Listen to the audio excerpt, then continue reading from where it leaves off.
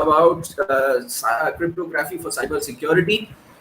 The reason for choosing this topic was that a lot of people have problems and difficulties in understanding. So cryptography is a very vast subject in general. So there's an academic aspect to cryptography, and then there is the practical application and implementation and importance we understand of cryptography and encryption in practical sense in organizational aspects.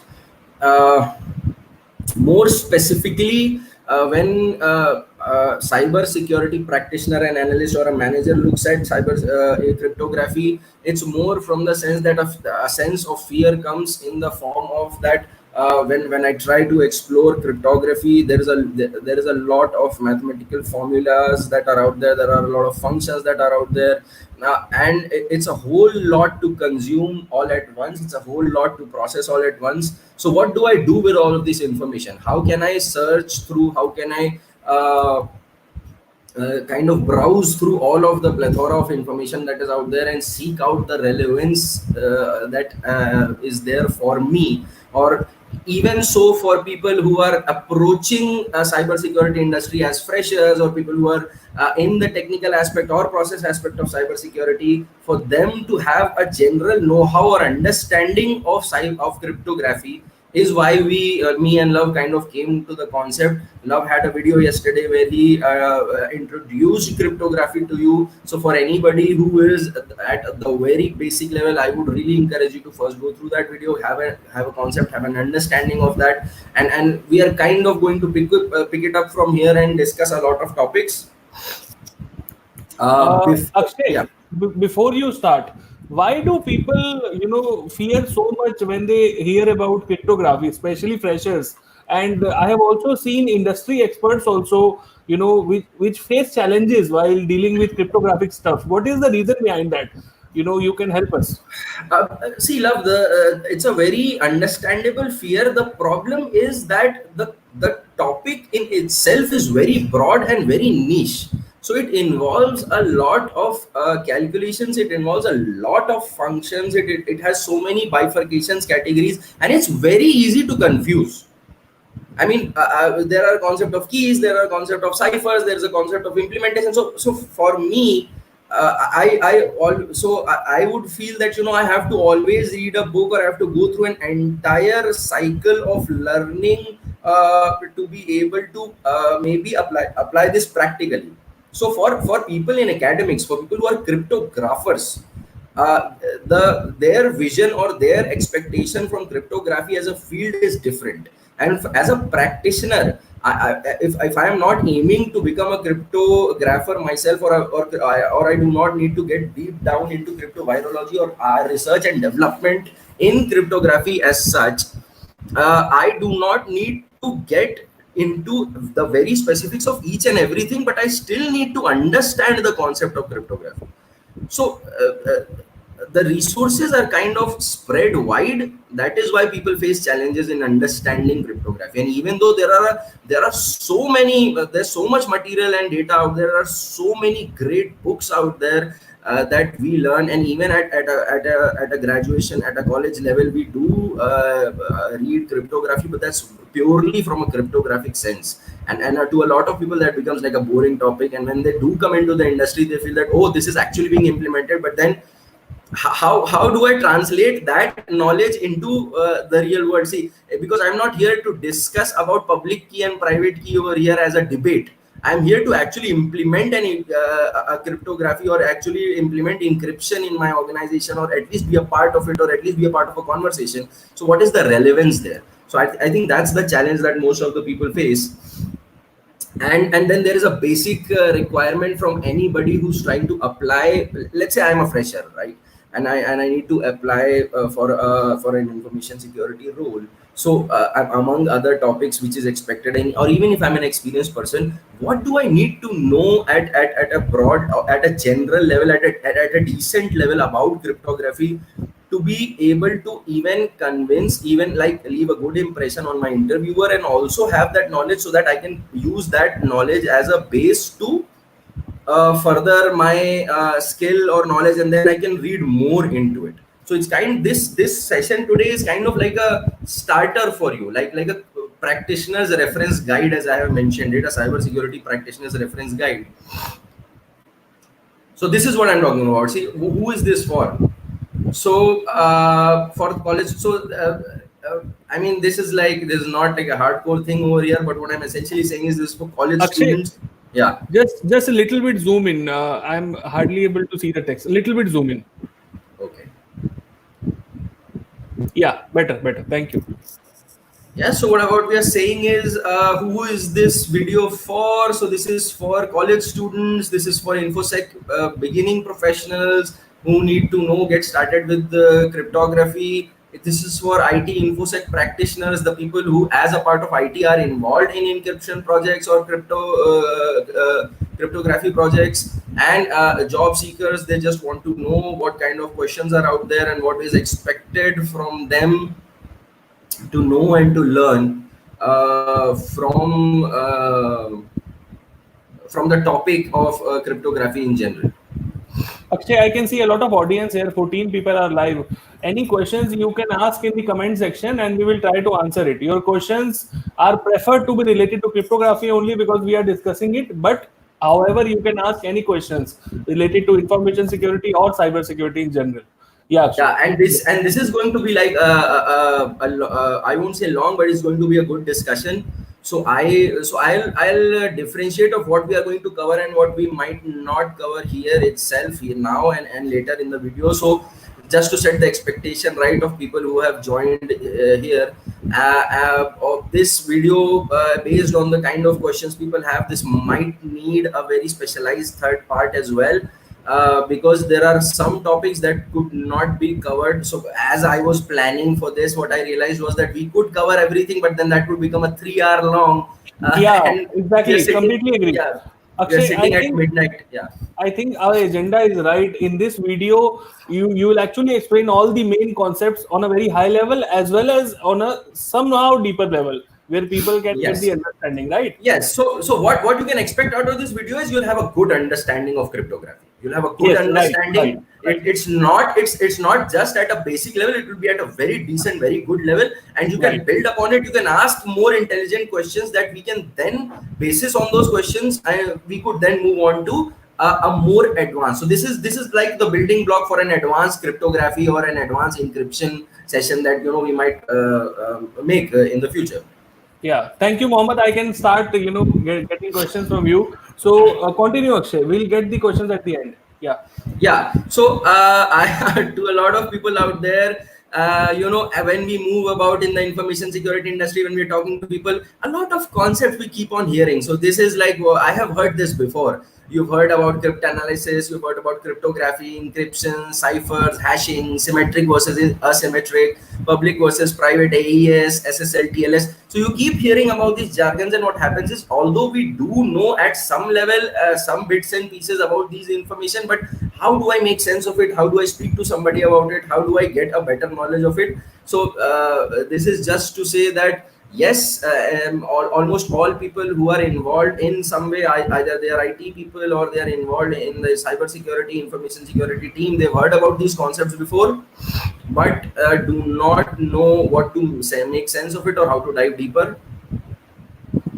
So we'll start the session from this. So what is cryptography? I am not going to discuss everything in detail because I believe, Love, you have already covered like the basic of it in your previous video. So cryptography is essentially the process or the art of making a clear text unreadable. So the idea of it is to create like a secret when information is being exchanged between two parties. What I want to do is I want to be able to communicate information between point A to point B, so that a person C, even if they get hands on the information that is being exchanged, they are not able to make sense of it. Now, initially, so I would say that, so a lot of people say encryption and cryptography are one and the same thing. It's not entirely true. What we are saying is that encryption is a part of cryptography. So there are two concepts before even we discuss about encryption, which is substitution and transposition. So in earlier days, what used to happen is the substitution says that in any kind of a language that I have, if we take the alphabet A to Z in our in English language, what we are saying is every letter I am substituting with either a number or a different letter in itself.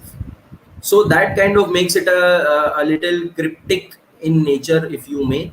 And so that I could replace, I could say that A is 1, B is 2, C is 3, so that 1 2 3 4 becomes A B C D in the same sense. So the alphabets or the letters or the digits in or like the key or the keyword in itself changes its form, and it's being substituted by some other symbol.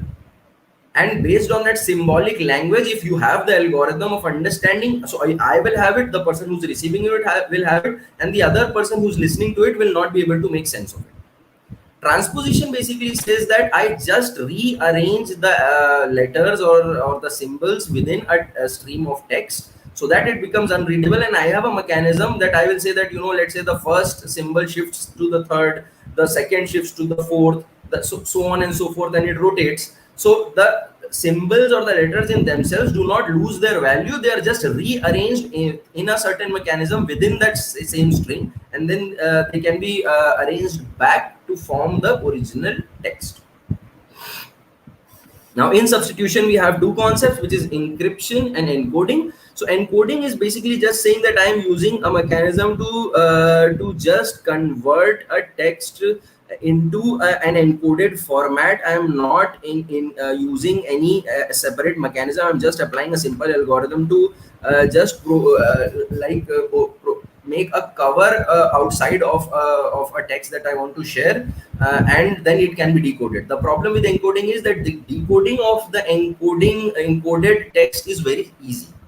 So initially we used to have, so we have an example like base 64 encoding. That's the simplest to decode. HTML encoding, URL encoding, wherein so it's we substitute. Like I said, if I say that A will be replaced by 1, B will be replaced by 2, it's very simple to then decode it back. You just have to replace it.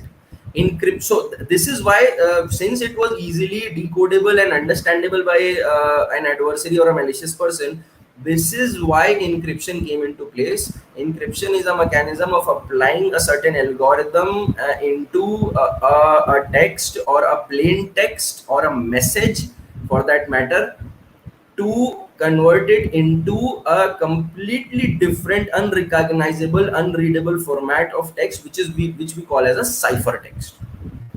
The algorithm that we use to encrypt the text is called as an encryption algorithm or a cipher. So a lot of concepts we learned. We talked about cryptography, substitution, transposition, encryption. In encryption, we spoke about a plain text, a message, an encrypted text or a cipher text, or a crypto text for that matter, and a crypto algorithm or an encryption algorithm or a cipher which works on the plain text to convert it into a cipher text or a crypto text.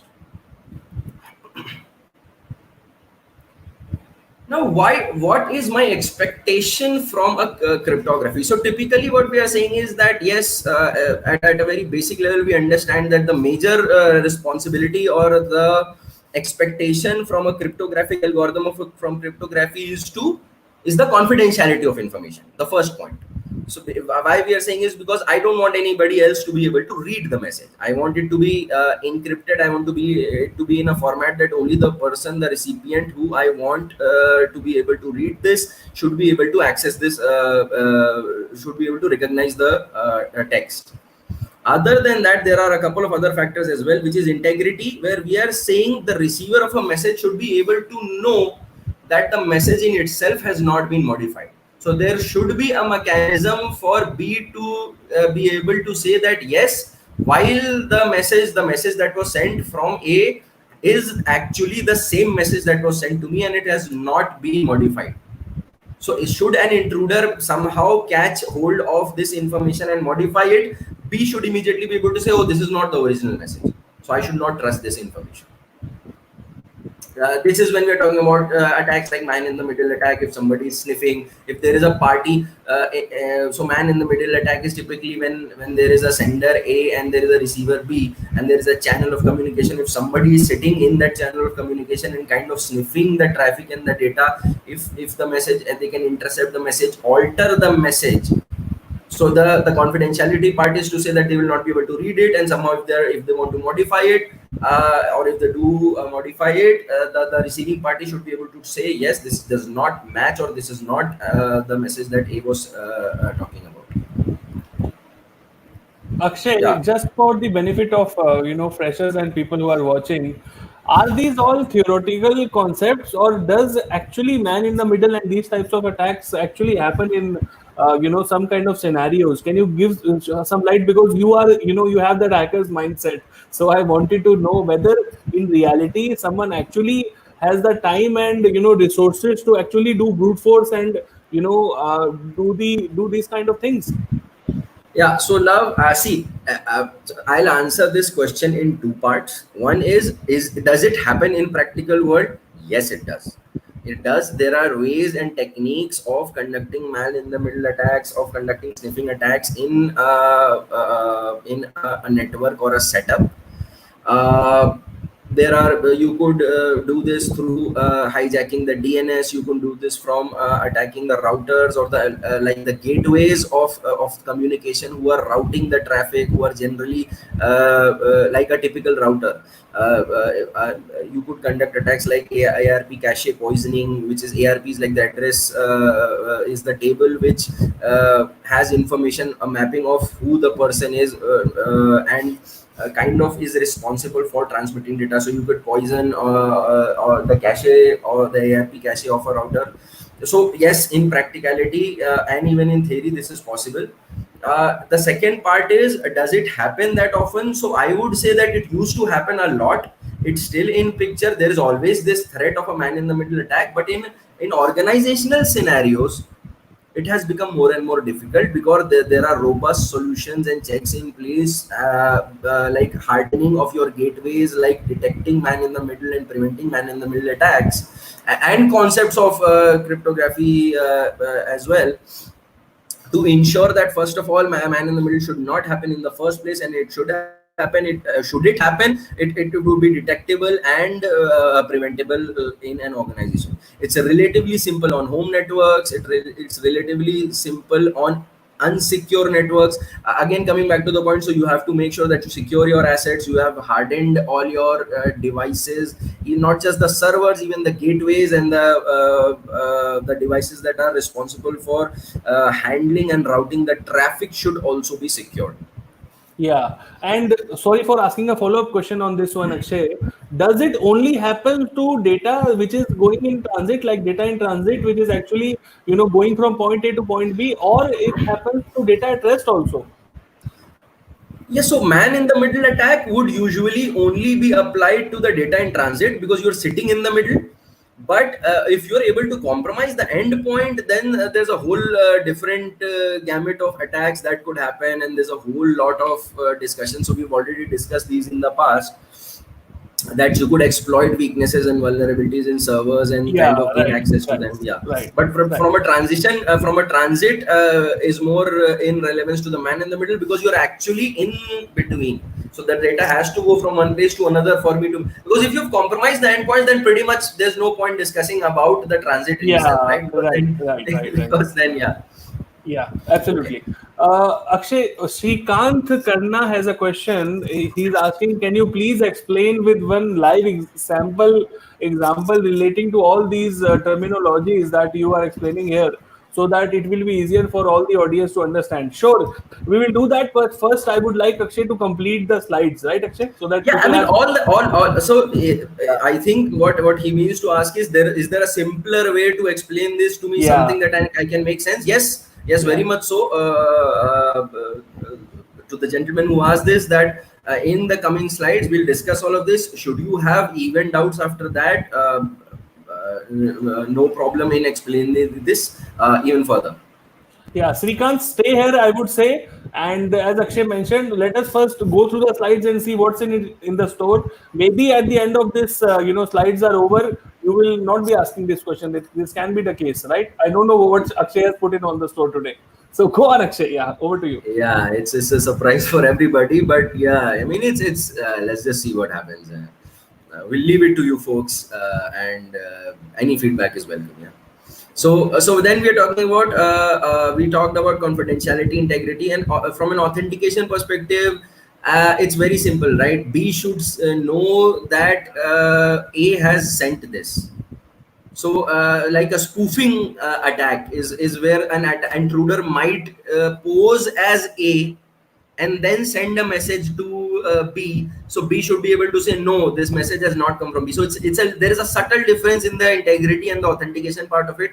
The message in itself has been sent by A or not is the part that is concerned with integrity, and is A the person sending this message is what is concerned with authentication. So am I talking to the right person, or what he's saying to me? So what he's saying to me comes in integrity, and is he the right person who's talking to me comes under authentication.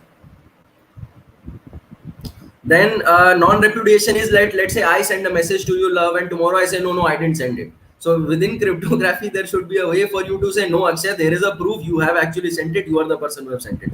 So repudiation is me denying that I have done some activity at a later point in time. And through cryptography, what you can do is you can prove, or you can say yes, no, there is an evidence that you in fact were the person who has sent this message to me.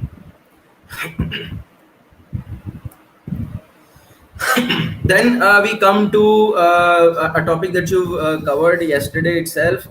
So I'm not going to define this for everybody, but I'm just going to walk you through the concept of symmetric cryptography. Yeah, Akshay, before you do that, I can see 17 people on the call now. So just to add on that part, anybody who wants to start from the basics, I have already given the link in this comment section. So you can go and watch this video in case you have any doubts, so that Akshay, can save that time and actually go on the concrete part. Yeah, go ahead, Akshay. Yeah, so people, if new people have joined, just to give you a gist, we 20 have people on the call now. People are increasing. Oh, okay, wow. Yeah. So what we have done is we have just introduced what is cryptography. We have talked about what is substitution. Substitution is essentially replacing one alphabet with a symbol so that the text becomes unreadable. Transposition is rearranging the alphabets or the symbols in a text so that it becomes unreadable. Transposition was easy to figure out, so we moved on to substitution. In substitution, we have encryption and encoding. Encoding is like putting an algorithm and like making changing, substituting a symbol with another symbol just in a very simple way, and it's very easy to decode in itself.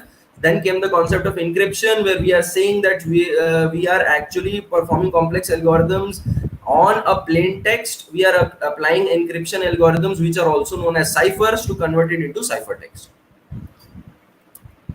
And we spoke about the principles of cryptography: confidentiality, to say that it should not be readable; integrity, to say that the receiver should know that the text in itself is the same text that was sent; authentication, the receiver should know that the sender is should be able to validate the authenticity or the origin of the text itself, should be able to say that the person who claims to be A is in fact A. Non-repudiation is the sender should not be able to deny later that he has sent the message. Coming back to symmetric cryptography, so symmetric cryptography, what it says is that it's also called as a shared key or a shared key cryptography, where so Love has already, as he was saying, he has already covered this in the past, but I'm just going to throw a light on here because there were some confusions about public keys and private keys, and before I dive into that, it just makes sense to talk about this. So let's assume from this diagram, which I have very poorly made, please excuse me, this was made on MS Paint, so I am not a graphic expert. So you have two parties here. There is an A and there is a B. Yeah. Just zoom in a little bit on the diagram part itself. Yeah. Let me just. Yeah. Perfect. Yeah. A little bit small. Yeah. Right. Yeah. So Perfect. what essentially we are saying here is that there are two parties, A and B. So A has a text that he wants to send to B. Now this is what we call as a plain text or a message. And both A and B have a shared key. So what is a key? A key is the unique value or the unique sequence of bits of symbols or sequence of bits that is used to encrypt a plain text and convert it into a ciphertext. So they have a shared key. This key is shared by both A and B. A uses this key to encrypt the plain text, convert it into a ciphertext. The ciphertext is then shared with B. B then uses the same key to decrypt and convert it into a plain text. Simple enough. This is called as symmetric cryptography or a shared key cryptography. A couple of algorithms that can use this symmetric mechanism are called as Blowfish, Rindal, which is the AES uses Rindal function or mathematical algorithm to implement symmetric encryption. DES and RC series of encryptions, RC1 to RC6. Just to add, somebody, I think Mohammed, he was asking the practical use case of this. So, just to add here, the practical use case of symmetric encryption is basically used in the banking sector. So, payment applications, card transactions actually use this encryption. Okay, Mohammed. So, you can understand this better. Okay. So yeah, so the idea of having a shared key is that it's very fast. We'll discuss the pros and cons. Let me first discuss the pros and cons, then we'll talk about what you guys. So the pros and cons here is that it's a faster process. It requires lesser resources. The operation is simple and has a security aspect to it.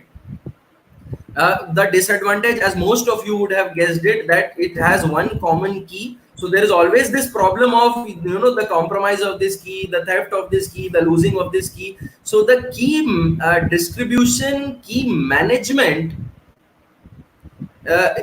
becomes difficult. Yeah. So right. Yeah. So I have from to different parties that I'm interacting with, I have a different key. So I have to manage all of these keys and even the distribution and storage and all of that. So the key management in itself becomes a challenge. Yeah. And just to add more use cases to this, as I said, in transit, banking applications use this cryptographic method to do payment transactions. And this is for data at transit, as we discussed. And data at rest, BitLocker application uses this type of cryptography. Okay.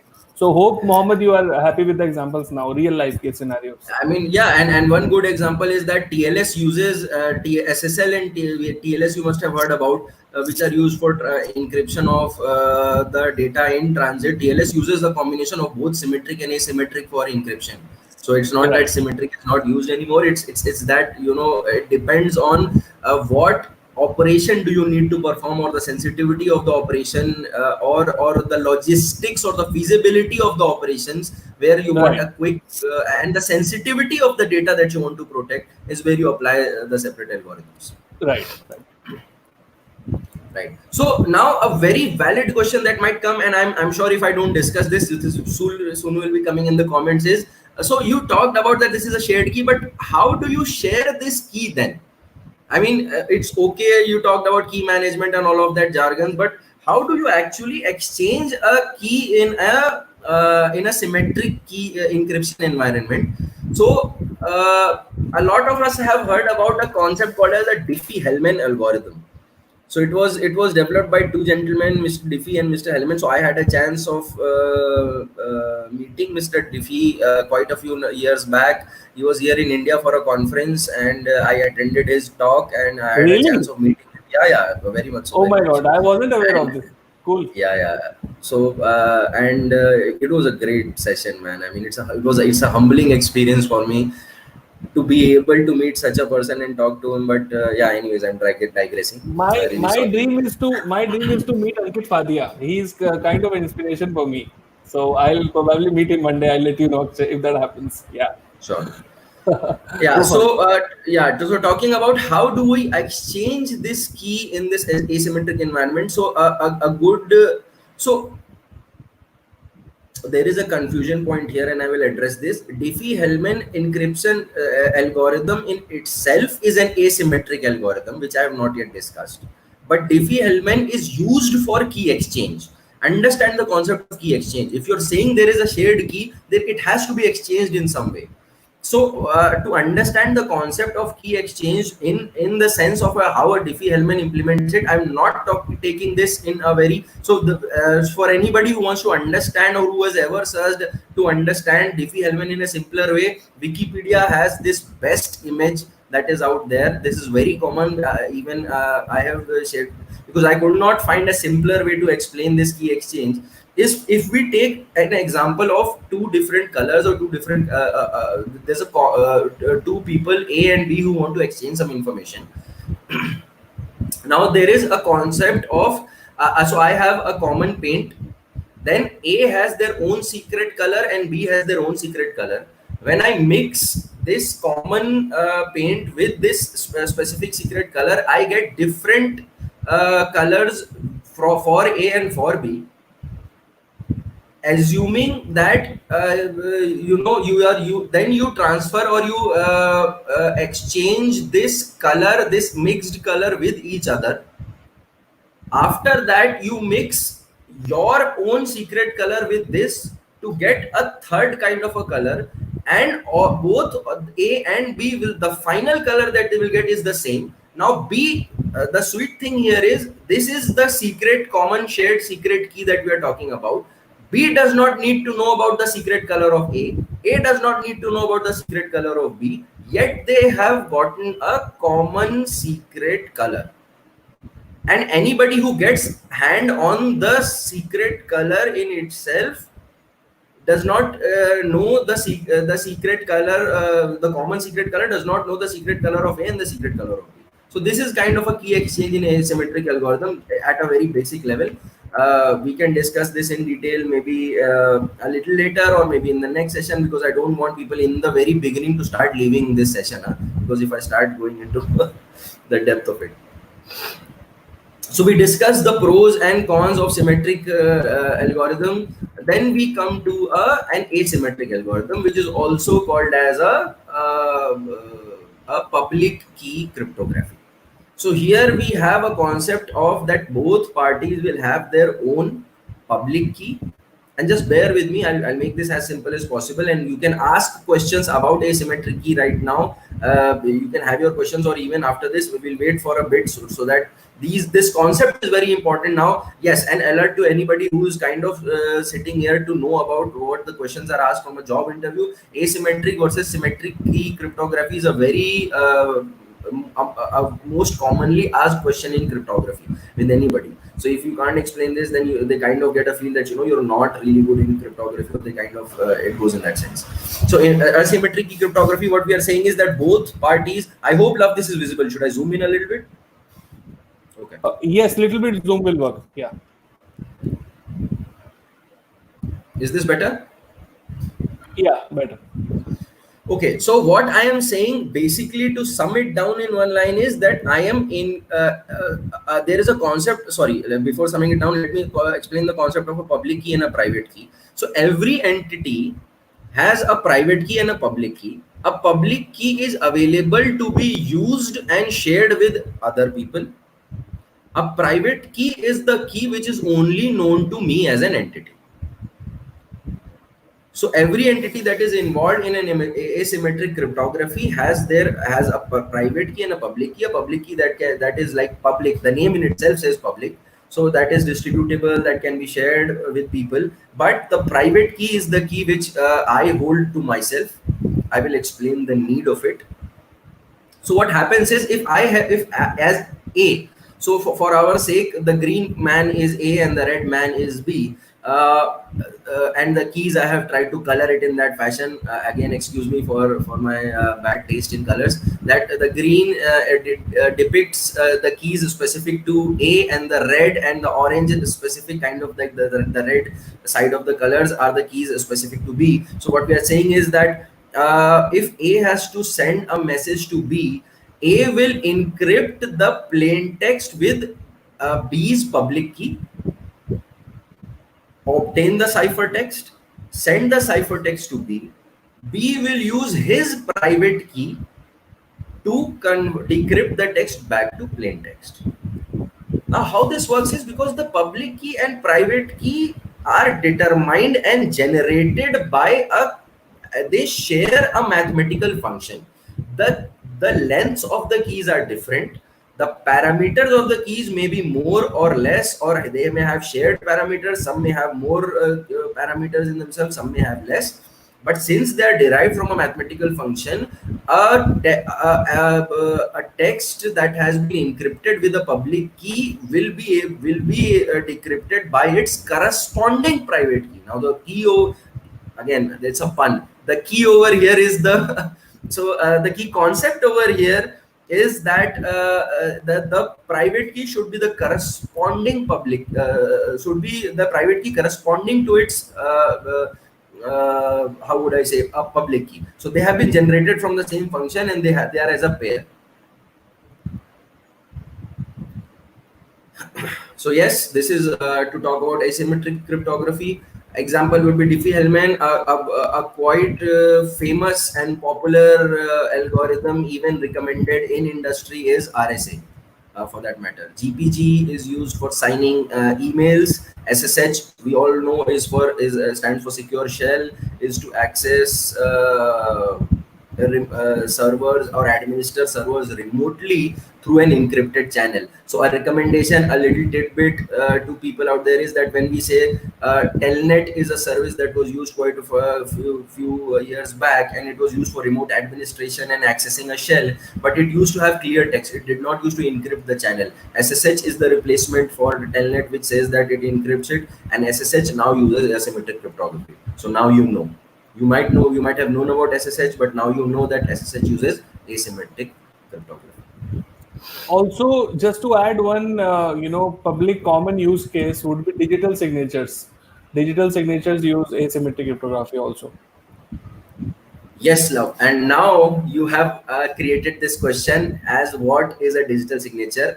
I will cover this, and it's a very common misconception. People get confused in again, you are talking about encryption, and then what is this digital signature thing people keep talking about? I see this certificate authority that is there in place, and then there is a digital signature. For my website, I am putting digital signatures, but I don't understand the concept for it because it's like an operational thing. So we'll discuss this as well. I have deliberately kept this over here, and we are going to discuss this in a flow, so that after this you get a clear understanding of what a digital signing or a digital certificate is, and how is it different from a encryption. Okay, I hate to interrupt you, Akshay, but I think a couple of questions are coming up. First thing is Trisha Srivastav. She's asking, how do we use symmetric encryption in TLS?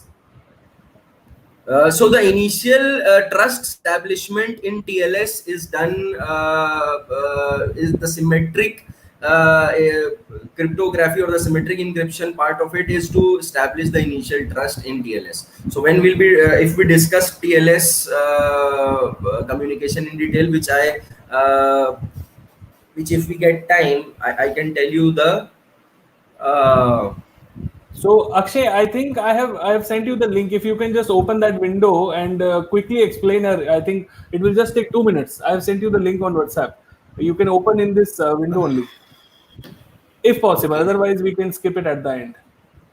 No, it's not a problem. We can do it, but it kind of just a couple of minutes, because I think it has the handshake mechanism which you are telling about. People will You're talking about TLS handshake. Yes, TLS. Yeah, so we are going. So I have the whole TLS handshake mechanism in place. Okay. I'm going to explain the whole process. Cool. Yeah, so that's there. We just have to wait for it. I mean. Yeah, go for it. Okay. Yeah. Other question was from Ankush Chavan. So Ankush was asking, This is what he's understanding, right? So he wants to know whether his understanding is correct or not. He wants to say that symmetric encryption is used to encrypt the actual message or data, and asymmetric encryption is used to encrypt the key which is needed to be shared. Is this right? It happens for all things. Asymmetric is also used for key exchange as well. Asymmetric is used for encryption as well, and it is also used for I mean, both of these things are there. So there So is there is no a concept of, so standardization. yeah, so Yeah. there's a concept of the authentication part is not handled by the symmetric key, and the authentication part is handled by the asymmetric cryptography.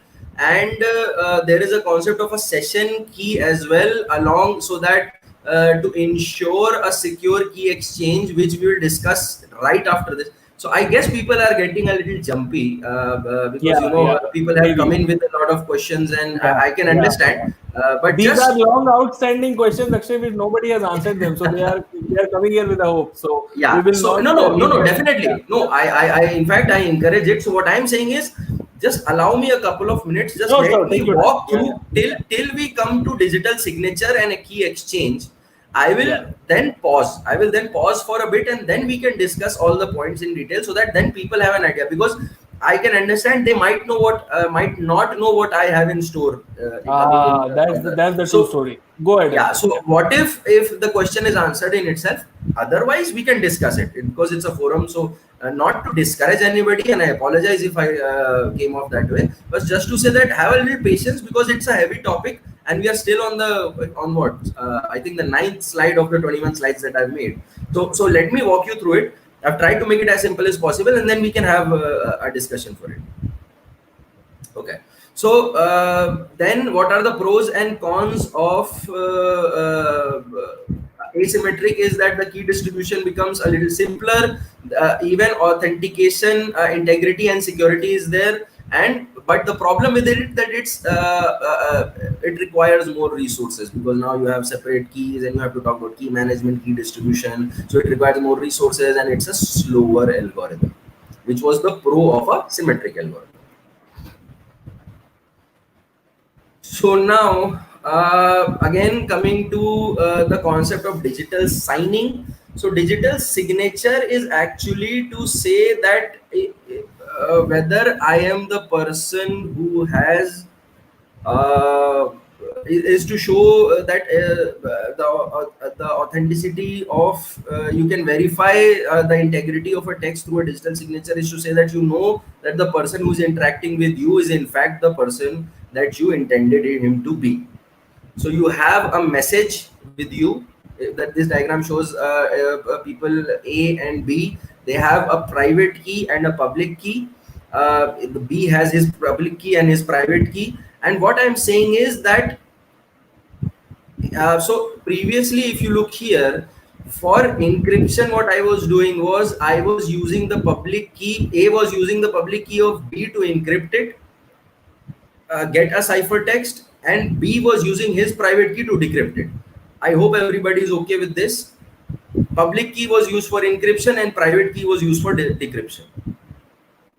Now in digital signing, what I am doing is, if I am sending a message, I am saying that there is a digital signature that is generated for this message. Along with this message, I am generating that message. I am signing or generating this digital signature through my private key, and B can use my public key to verify whether this has been sent by me or not. So private key does implements an encryption algorithm, or let's not say encryption, a signing algorithm on the message, which converts it into the message plus a signature along with it.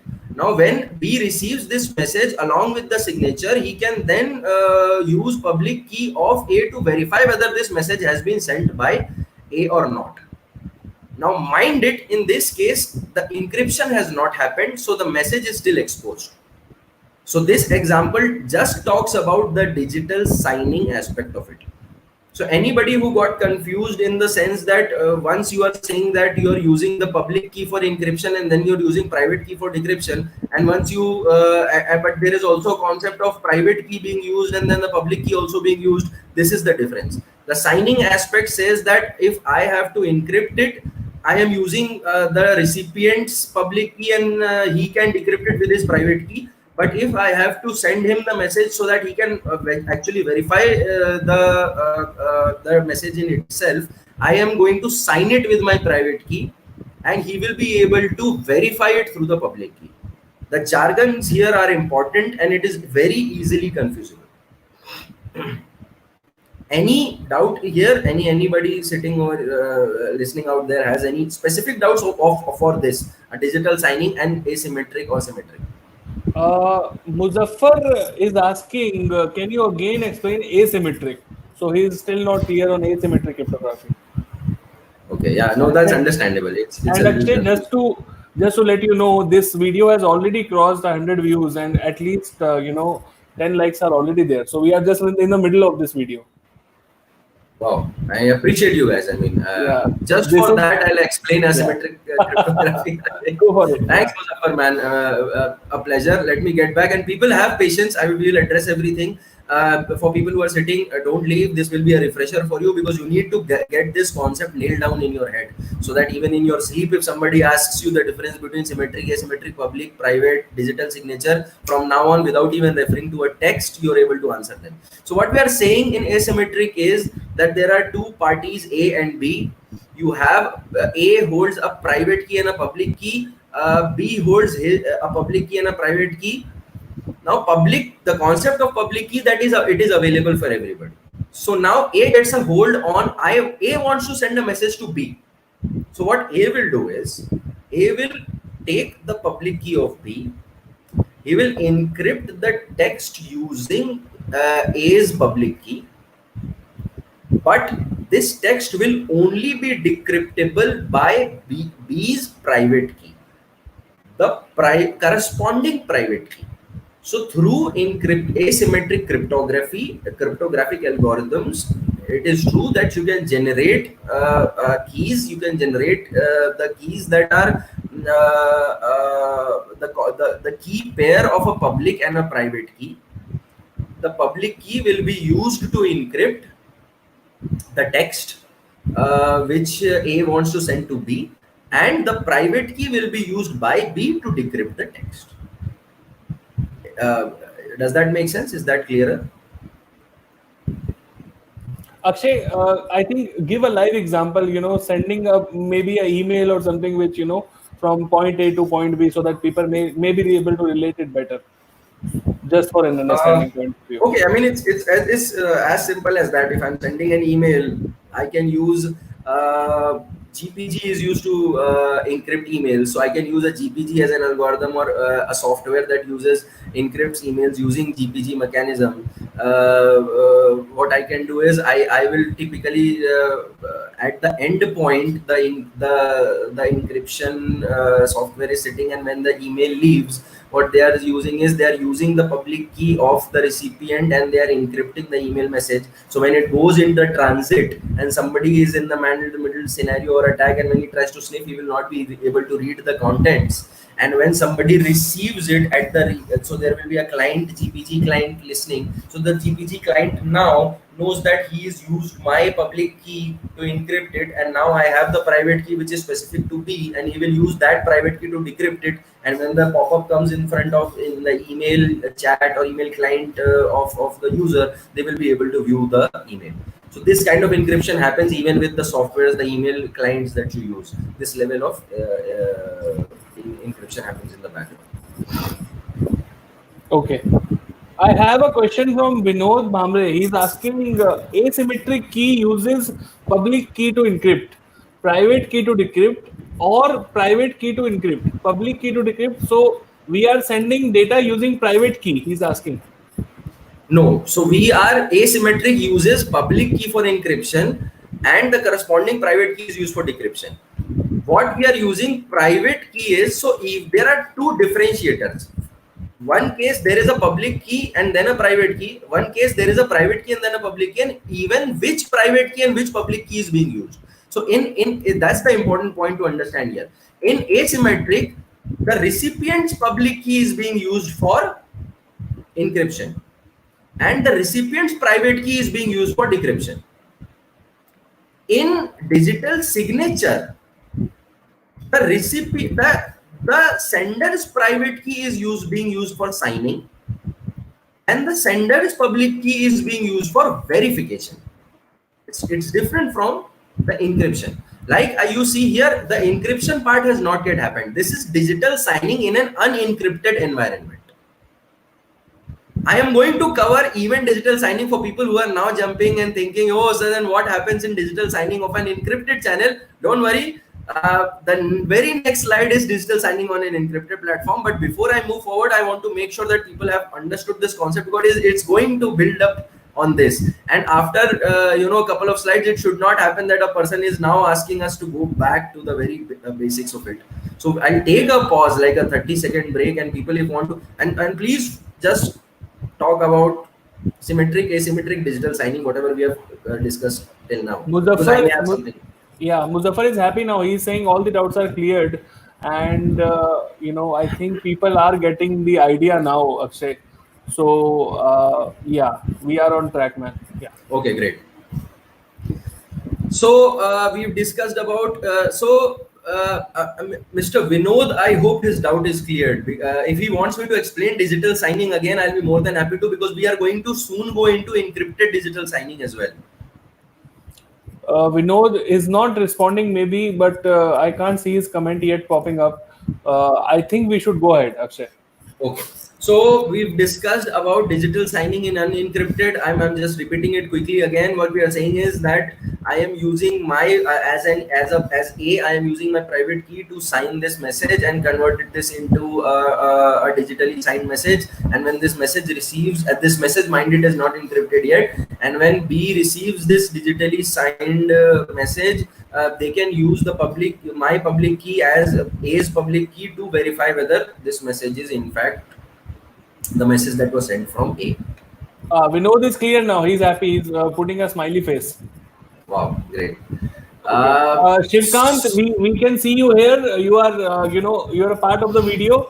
Happy for your questions, but we will take a set of questions after the slides are completed. So, I'm giving time to Akshay to complete his slides. Okay, folks. So bear with me now. Akshay, Muzaffar has a follow-up question now. He's asking, who will generate these public and private keys, or should we purchase them from somewhere? No.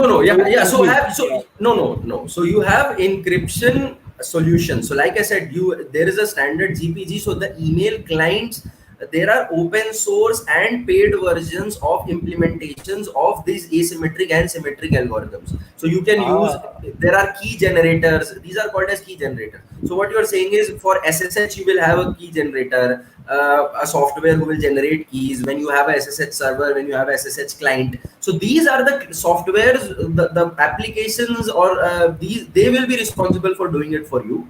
You just have to choose the right application, the right algorithm, which is fit for your organization. So you don't have to purchase it yourself. Yeah. The software takes care of it. You need to make sure which encryption algorithm you need to enable, which is the right fit for you. Yeah. Right. So you should be clear on all these concepts that Akshay is explaining here. Yeah, go for it, Akshay. Yeah.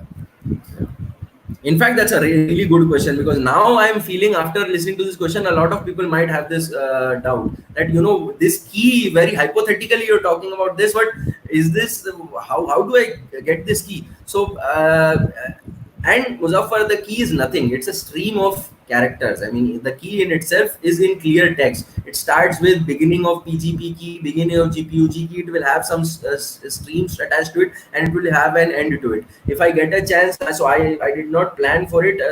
I could have Googled or I could have generated some key at my end. Maybe at a next session. Oh, great. I think this is a great idea. Maybe we can have a practical session and we can actually show the generation of public and private keys and how the communication is happening, maybe between two different clients.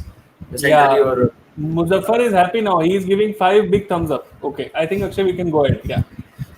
Okay, so bear with me, folks. This is going to get a little heavier now. So we discussed about digital signing on.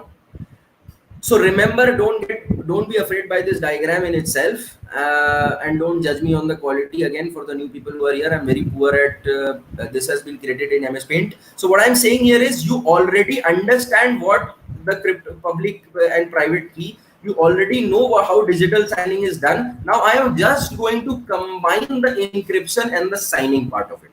Okay, so it's nothing new. I'm just combining those two concepts, and what I'm showing to you in an encrypted environment, how do you actually use digital signatures as well. So just to say it again, there is a person A, there is a person B. A has his private and a public key, B has his private and a public key. Now what I am doing is, I am first signing it. So remember the concept of digital signature. I am using, the A is using his private key to sign the message. Now as an output, what he gets is signed message or a digital certificate. After this, I encrypt this with the public key of B. Again, talking about asymmetric. If you forget the signing part of it, we already know that encryption was happening using the public key, and the decryption will happen using the private key. So we signed using the private key of A, then we encrypted using the the public key of B. Now this cipher text along with the digital signature is sent across to B. Now B receives this whole chunk of block of information. Thus, so the step 1 was signing, step 2 was encryption. Now step 3 is, since I have received an encrypted text or a message, a cipher text, the first thing I will do is I will decrypt it. How will I decrypt it? Since the encryption happened with my sorry, I keep saying I meant B. So how B will do it? B will decrypt it. Since the encryption happened using B's public key, the decryption will happen using B's private key, as we learned before. Now after decryption, which is step 3, I get the text along with the digital signature. Now I need to apply the verification process, which is step 4. How this is done? Using the public key of A. So in unencrypted, we saw that within A, public and private key were being used. If you look at the same thing, the step 1 and 4 are exactly the same. The step 1 is the signing and the step 4 is the verification. If you look at the asymmetric here, public key was used for encryption, private key was used for decryption. And if you look here, the step 2 and the step 3 are the same. And what we did was we combined it. Step 1, digital signing, step 2, encryption, step 3, decryption, and step 4, verification. Yeah, so this is pretty much the digital signing in an encrypted environment.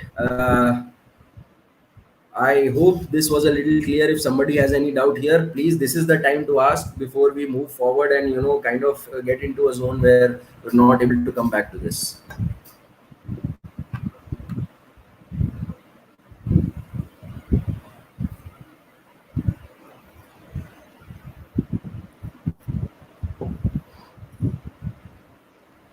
Yeah, should I move forward? Yeah, I think go ahead, Akshay. Okay, great. So now, unfortunately, I was short in time. I wanted to make a diagram for this as well, because like I explained how a key exchange happens in a symmetric one. So the natural question which I was expecting somebody to ask is, how would you exchange keys in an asymmetric environment? So I will try to explain this. I've put this in words. I did not have the time to convert this into a pictorial representation, unfortunately, but it will be self-explanatory.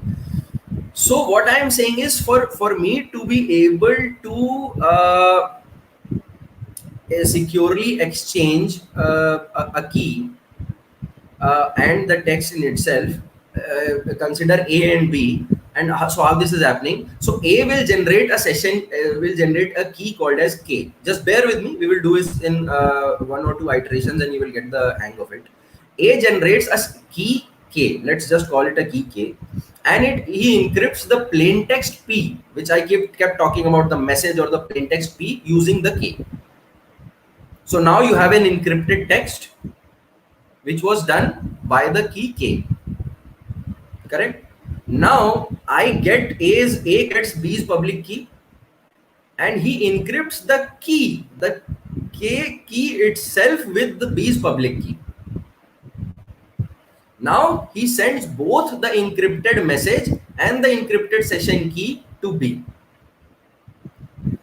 Now B will decrypt the key K using his private key, because the K was encrypted using his public key, so it will be decrypted by his private key, and he will decrypt the A's message by using this session key.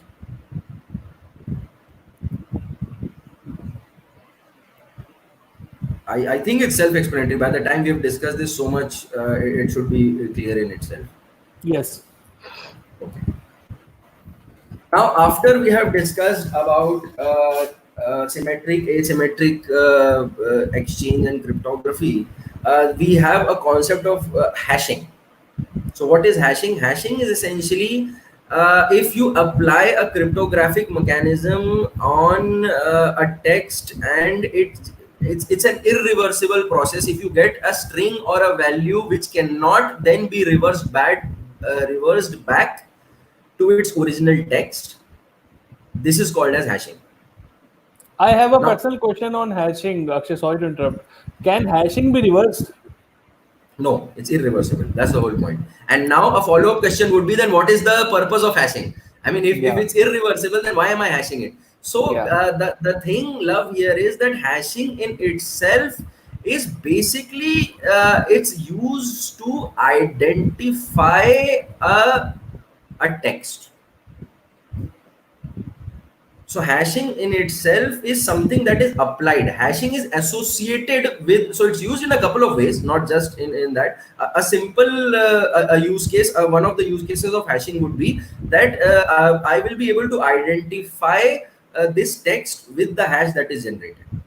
And the hash in itself says that this string, if I have a string and I apply a cryptographic algorithm and I create a hash out of it, this hash will be uniquely associated with this string.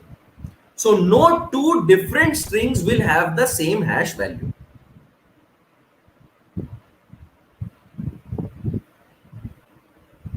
So you have an input string and you can convert it into a sequence of characters, a binary sequence. It's irreversible, and you cannot, and the quality of it is that it is, so people claim that it is impossible, and then some researchers academically it is also said that it's theoretically possible. But yes, hashing and to all the incident responders and troubleshooters and information security people out there, this is what we talk about when we say take out a hash. We talk about MD5 hash, we talk about SHA1, SHA256. This is the hash that we talk about, and it's the same. This is the same hash that we talk about. So this is to like the checksum that we say, the way to, I believe I had covered this somewhere in some video or some place in a couple of videos where we talked about Love, where we said that it's used to identify and verify the integrity. So a very common example would be when somebody sends you, an information security guy, when he will share a file with you, he will also send the file hash to you. So what you can do is, when you receive that file, you can also generate a hash for it, and then you can verify if the two hashes match, that the file is in fact the file that you received.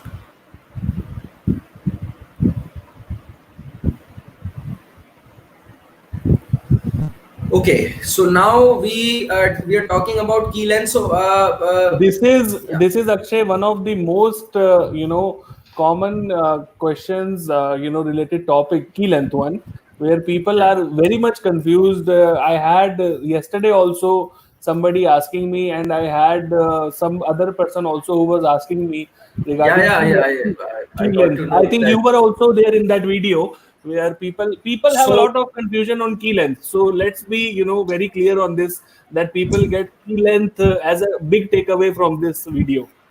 So let me just say that I'm going to talk about key length here. So there is a concept, there's a whole different set of questions that practitioners will have. I want to give a disclaimer right now, which I said, the key management part, the life cycle of a key is something I am going to cover in a separate video. So try to ask the specific questions. Wait for that video. It's not going to be very far off. I'm just going to wait for Love to just have me for that discussion, because that will be in itself talking about key management in general, because that cannot be clubbed in with this introductory lecture at session. Yeah, it will be too much. Yeah. And it does not make sense. It's too much to consume. Believe me when I say this. So the key management, we will talk about everything. But yes, since I understood that a lot of people have been asking about key lengths, I am going to address this in a very basic fashion. So even if you have some in-depth doubts, please wait for that video. Believe me, I will cover this, and I will cover it from the entire life cycle. So I'll discuss the complete life cycle of a key for all different types of encryption mechanisms, and then you can ask as many questions as you want. Okay. So from an asymmetric perspective, so NIST kind of has a recommendation or favors, or let's not say favor, recommends RSA as a good asymmetric encryption algorithm. And so a good question, or a question that comes into people's mind, is how do you determine a key length? Should a public key and a private key be of same length? Who should be smaller, who should be bigger, so on and so forth. So just to answer those questions, I have basis on the specifications created by NIST and the industry standards. This is what the industry is using or following. And again, this is specific to your requirement and the challenges you are facing in encrypting your messages and data out there. So what we are essentially saying is that we talked about that the public key and the private key are derived from the same function. So what we are essentially, why I have written all these jargons, is to give you an understanding that this mathematical function has something which is called as a modulus. Now you don't need to understand as a practitioner more than this. If you want to know more about this, there's a whole mathematical equation for RSA. There is a specification. So you can go ahead and read that. I'm not going to cover it here. What you need to understand as a practitioner or somebody who wants to know about key lengths is that the RSA public key and the corresponding private key, they share a common mathematical structure and a specific value which is called as modulus. Now what I am saying is that since both these public and private key work over the same modulus value, so from a technical, diving a little deep, or you want to know a little deep, the strength of the modulus value is what determines the key length of the public and private key. This is the determination factor. Now what happens usually, public key is usually shorter than the private key. For RSA, now hear me out, NIST says that if you are going to implement an encryption mechanism or an encryption strategy that is going to last till 2030, the year 2030, you should use 2048 bit keys. If your encryption standard or mechanism is going to last beyond 2030, because NIST believes that by year 2030, 2048 bit keys will be decryptable and crackable by malicious people. So like we know that MD4 is now not used anywhere, and because it's easily hackable and crackable, that is their projection basis on the crypto analysis that they have done. And if you're using beyond 2030, you have to use 3072 bits. For symmetric, for Diffie-Hellman, as an example of asymmetric, we are saying that the key size may be the private key may be 256 bit, and the public key may be 2048. So what you need, so the essential answer to the question is what kind of key length should be out there. It depends on the kind of algorithm that you're implementing. With the kind of algorithm, so the one question is what is it being followed in the industry. I showed right now, obviously specific to different, because algorithms are implemented in different ways, so the length of the keys may vary. But this from a Diffie-Hellman, which are the popular Diffie-Hellman and RSA. This is the recommendation. Again, it is up to you and then your risk and on your appetite and your feasibility in your organization to determine the length of the key. I hope this answers your question, or at least gives you a sense of a clarity of about key lengths. Yes, so it is defined as per the algorithm, right, Akshay, to summarize? Yes, but for people looking out for recommendations, which I saw quite a number of people were looking out for recommendations. This is here like as a baseline. Okay, got it. Now, yes, talking about, so I'm not going to cover SSL here because SSL in itself is deemed very insecure. One more thing that I'm not going to cover and I'm going to cover in the next part is and that is going to be a separate video in itself, is the attacks on cryptography or cryptography based attacks. So there are a lot of attacks that are out there on cryptography, and it requires a little bit of in-depth knowledge and understanding. So first consume this video maybe right after this, or maybe we have discussed the key management as the third or the fourth video. I am going to cover attacks because it is important for anybody who's into vulnerability assessment, penetration testing, or securing a server. You need to know or becomes an expert in this field, the cybersecurity in general, at least from a technical aspect. You need to understand what the attacks, the cryptography based attacks are. I'm going to name them. I'm going to give you CVID, so you have some homework. Go ahead, if you can Google it out, learn it a little bit. I'm going to discuss this in detail. It requires a little bit of preparation from my side, in the sense I have to create like a simple means of denoting and portraying it. So I'll put in those efforts and I'll come back to you with this. I simply don't want to keep talking about it, so that if you don't have a visual aid, you will not be able to understand it. Akshay, Yeah. from the enthusiasm that you are showing in these types of attacks, I sometimes see a hacker in you, to be honest. Take it as a compliment. No, I have done. I could say that I have done penetration testing. Love, beyond that,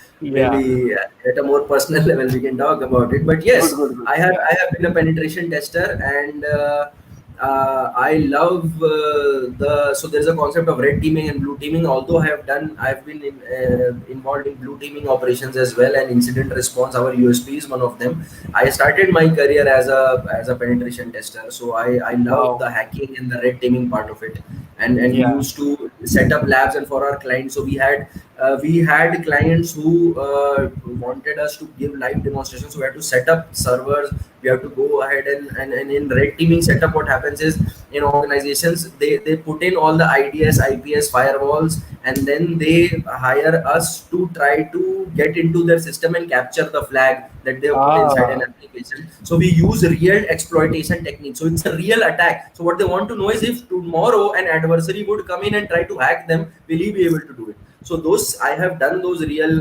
practice. So yes, that's the reason I wanted to cover this, and I know this might not be suitable for everybody. That's why I want to cover this in a different video. The kind of spike in your enthusiasm showed it clearly. Okay, just little bit zoom on that transport layer security. I think Trisha Srivastav had this question, so I think it's better to clarify it now. Yeah, go for it. Oops. Yeah, I'm sorry. Kind of PDF, so it's a little tricky. Is this better? Yes, much better. Okay, so let me touch over the amount of water.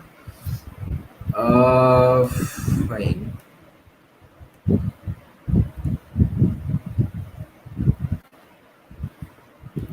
So what I'm saying over here is, how does an exchange, that there is a TLS implementation out there, and how does an exchange of information, or how is a TLS session established, is what we're talking about.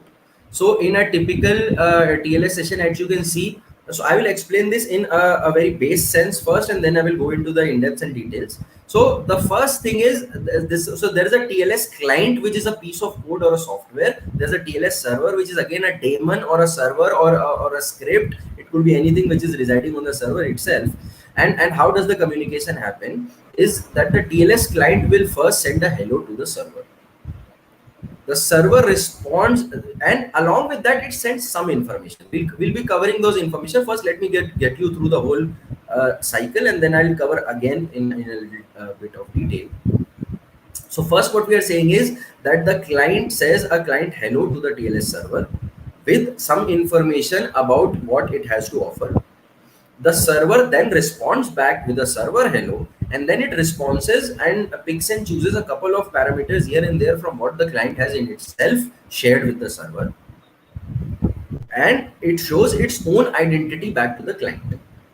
Now the client and the server certificate is part of the server hello, the response. Now at the third step you see over here, the client is now verifying the server certificate. After it has verified that yes, this is in fact the kind of server I want to communicate with, what I am saying is the client then starts the process of key exchange. Once the key is exchanged, along with initiating the key exchange, the client also sends its certificate for the server to verify that the client is in fact the client. Now as the sixth step, the TLS server obtains the client certificate. It verifies the client certificate, and after this verification has happened, the key has been exchanged. The client says this transaction is, the connection is established. It says finished. The server says finished, and then the TLS session has been established. And now they can exchange encrypted messages among themselves.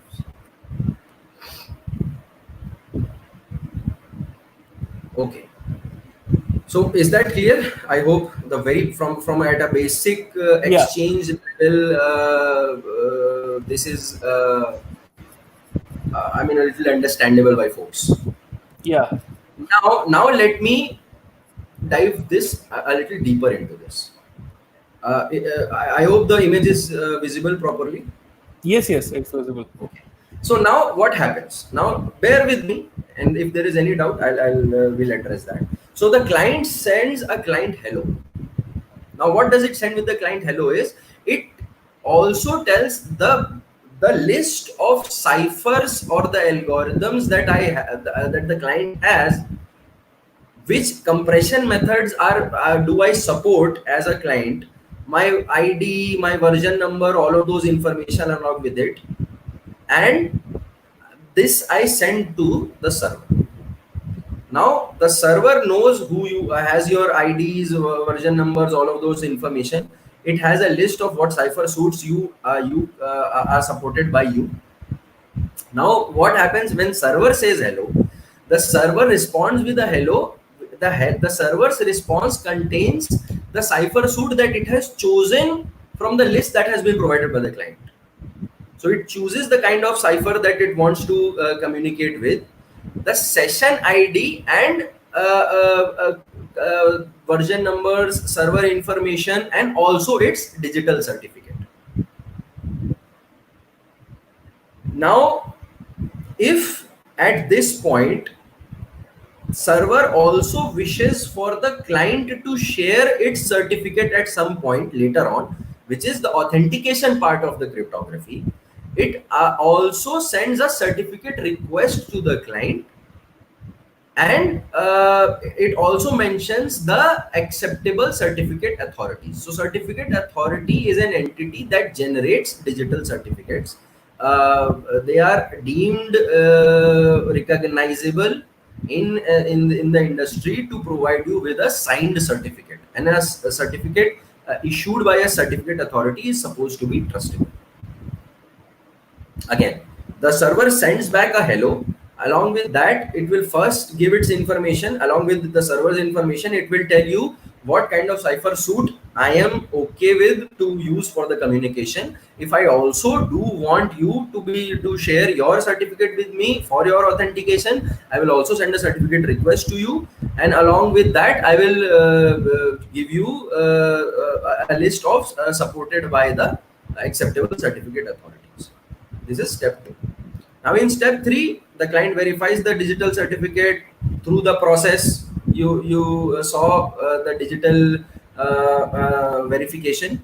Now the client sends the random byte string. Okay, let's forget about this. Now what I am saying at this point is that the client in itself now says that should, so that's why the point, the 5 here and the 6 here are dotted to say that if this happens, the 5th and 6th step happens only if the server wishes to verify the client certificate and uses to enforce client authentication. So should that happen, both the server will verify the identity of the client. After it has verified, there will be the key exchange happens between the server and the client, in the sense that so the key exchange is the key mechanism which is in place, which we talked about in the past, is where Trisha's question gets answered, is that that is where you are using the key exchange.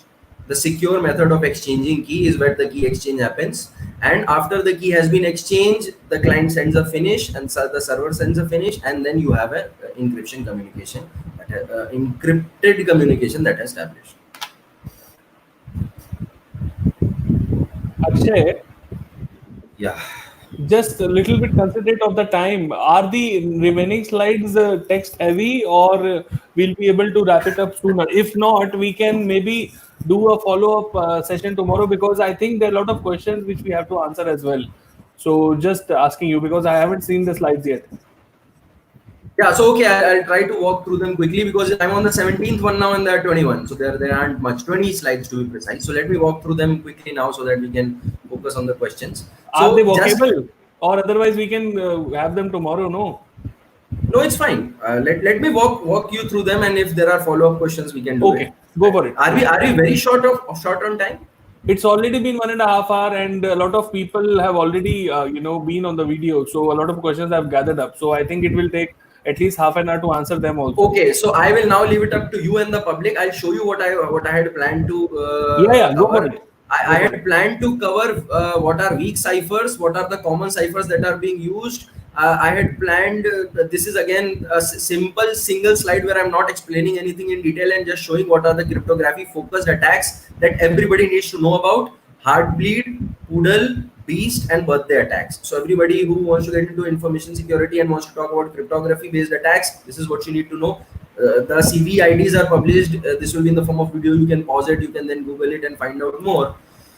And then I wanted to touch base on the important questions to know in general. So I guess, yeah, we can take up the Q&A now. Okay. So quickly jumping back to the Q&A, I think just hang on there. On which case symmetric and asymmetric is using on IPsec VPN? Harpreet Tekedar, he's asking whether IPsec VPN is using symmetric or asymmetric. Okay.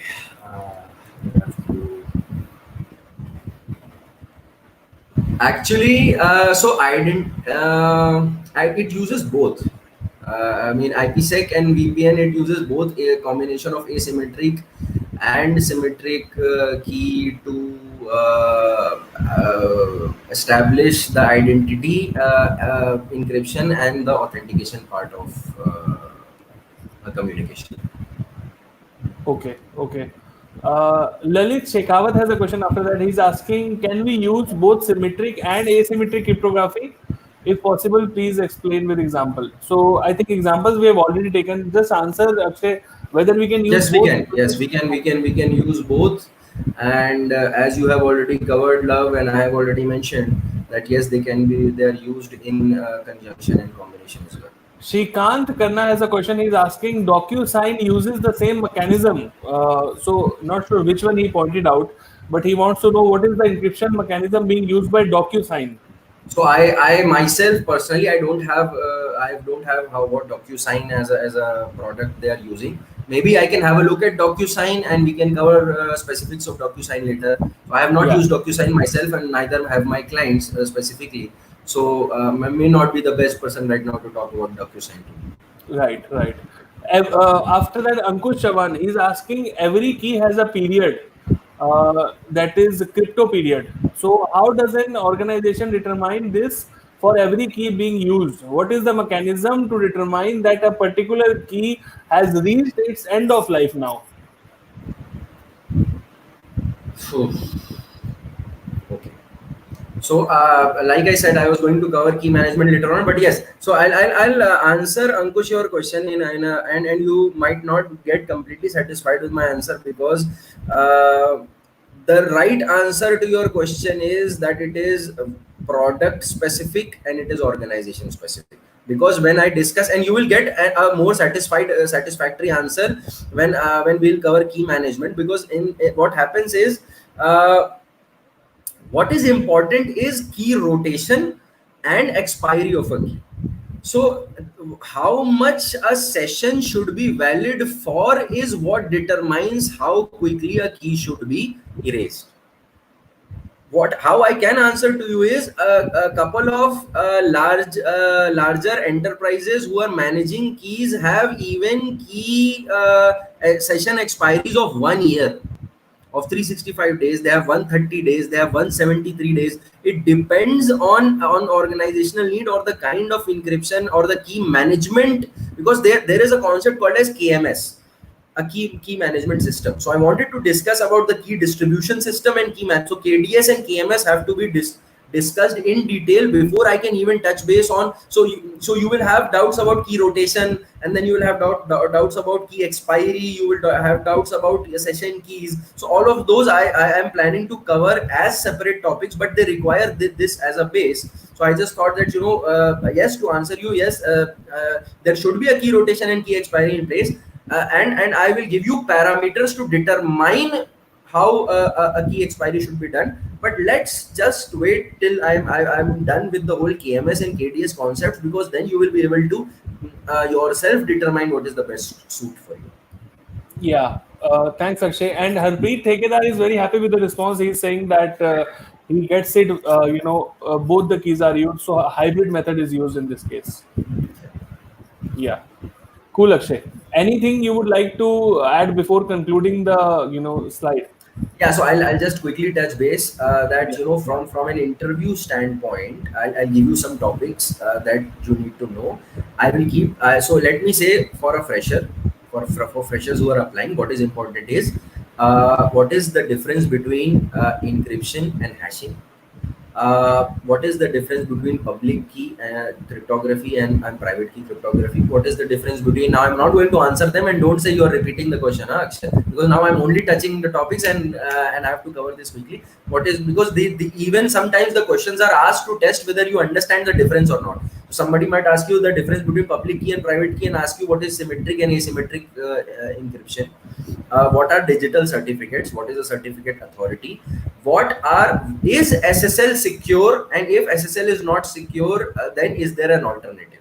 So SSL has version 1.0, 2.0, 3.0. There are some attacks associated with SSL, namely Poodle, Heartbleed, and implementation. Again, like I said, we'll discuss all of this in detail. But a short answer is that a TLS is a replacement for SSL. TLS in itself is insecure, so we are talking about the TLS 1.2 version, which is the most secure version of TLS that is out there. So TLS 1.2 should be used. Then they may ask you, it's the SSL handshake is not asked anymore, but a TLS handshake is asked a lot. Questions like what happens if a key is stolen, how do you do a secure exchange? So a lot of this we have already covered in this session, so you will get a good idea. Maybe in other sessions we can discuss. I wanted to actually put in the questions over here, but there was a shortage of time, and in myself I thought if I keep covering the questions here, the session might go in depth. But maybe if put in the comments here if you want specific questions to be targeted. We can create a compilation of cryptography specific questions, and relating to the slides over here, maybe we can discuss this in the future. Yeah, just to add all the people who are there in this video live stream, Akshay is a founder of Anzen, and after his day-to-day routine work, he's actually spending all these hours with us just to collaborate and add his part to the community, just to give back to us. So Akshay, really commendable, in terms of sharing your experience, and really appreciate all the help that you are giving out to the people who are struggling with these questions. Nobody, I haven't seen myself such videos being created in the past. I'll be honest there. Even if you search YouTube, you will not find any industry expert giving out these tidbits just like that. I love the idea is that why should people struggle for this information if we have something to offer? See, I believe that people should exchange knowledge and information. I honestly believe that. And that was the reason coming on your platform and doing all these things is because I have been involved with people, training, teaching people. But through your platform, there's a wider range and more people can know, learn. And the great thing about your platform is that so these videos, folks, are not driven, the content is not driven by us. As and when people keep asking some questions Yeah, around some domain, right, subdomain, right, or topic, right. we decide that a lot of people have been asking this, let's address this through a video. Yes, So yes. do not feel that there is like a list that we are just No. checking off. It's Yeah. more towards, that is why a lot of topics we haven't covered, and when somebody asks a question and there is another person saying yes, I also want to know about this, and personally to me also people keep asking about it. So that this is how I create the content. Yeah. And it's just based on our experience and our knowledge. I have a huge team. I mean, whatever we can do for the community and people in general. Yeah. So this is, as Akshay rightly mentioned, this is nothing pre-planned, guys. This is just, as per the questions and, these random questions that you guys put up in the WhatsApp group that we have created in all the communities that we have. So Yeah, this that's was a where, one. The slide was a 1 hour effort. That hence the poor paint, and at some points I could not create more diagrams. So please excuse me. I get a little tied up, so I might not be able to create a very high quality content. But I try to deliver as much as possible. absolutely, Akshay. I think more than 150 people have viewed this video so far, and more than 15 likes are coming up. So I think people are getting a lot of value, and really appreciate taking your time. Your time is valuable. We are completely understand. You have a huge staff base, who you are taking into consideration on a day-to-day basis, along with your own clients. So really, hats off to a person like you who is spending so much time with the community. Thank you so much, Akshay. My Thank you. pleasure. Thank you. Thanks for having Thank me. you everyone for all the Bye, people folks. who are actually part of this live video, and you're asking questions. You are actually in turn helping people to get this knowledge. So all of us are actually a part of this community where we are trying to build up knowledge to help the freshers out there who are actually coming up to this community. We have to handhold them. We have to stand there, and we have to show them that they can come, and we are here to help them out in case of any Yes, freshers. That is and if you have any friend, if you have people who have been struggling in concepts on cryptography or other topics, there are other videos on Love's platform. The more you like it, the more you subscribe. So if you subscribe to his channel, the great thing about is that we don't get time to really plan for this. So what yeah. happens is we immediately talk to each other and we say we're going to start something, and so the notification for the live videos are a little difficult. But if you subscribe to this, you will immediately get to know that if there is a within a half an hour or 1 hour, if there's a video coming up, if you share it with other people, they'll watch it, they'll learn from it probably. So it's for everybody out there, and Love puts these efforts in making these videos, patience of uploading it online. So I guess a like here and a subscription there will just kind of promote his efforts out there. That's it. Yeah, just would like to take this opportunity to have a huge shout out for Satvinder, for Shivkant, for Vinod. You guys are, and Vinod, you are actually, you're adding knowledge. You're actually, transferring your experience in the groups, in the videos, and Lalit, you as well. We are observing you guys. You guys are, trying to come up as building pillars of this, momentum. So just be there, be a part of this initiative, and I assure you, together we can take it to such a big level that we have even not imagined it now. Yeah, and keep asking questions, keep coming up with topics. Love and I just we enjoy making this for you. So don't be afraid to get any deeper or technical about it. There's a reason we bifurcate this, because for the kind of people in general should benefit from something, and if there is something specific, it should be addressed in a specific video. So that's the whole Yeah. point. And all of you, you are staying awake for the last 2 hours for this particular session. I can still see 10 people on this call. It shows how much, you are motivated and you are dedicated for this kind of stuff to go out. Thank you so much, guys. Try to Thanks. share as much as you can. And as Akshay mentioned, try to have more and more subscribers so that this value can go out to public. Okay. Thank you so much. Thank you. Thank you, Akshay.